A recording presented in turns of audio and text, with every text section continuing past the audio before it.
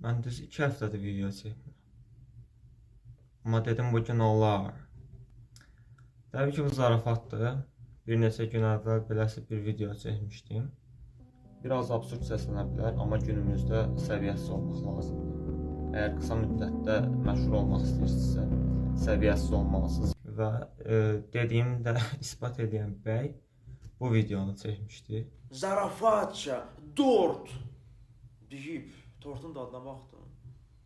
Dedim bugün olar. Yəni adam idmançıdır, uzun illərdir böyük nailiyyətləri olubdur, insanlara fayda verən məlumatlar veribdir.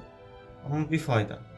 Mənim dediyim kimi qeyri-adi bir şey elədikdən sonra, bir qədər aşağı səviyyə bir hərəkət elədikdən sonra bu insan məşhur oldu.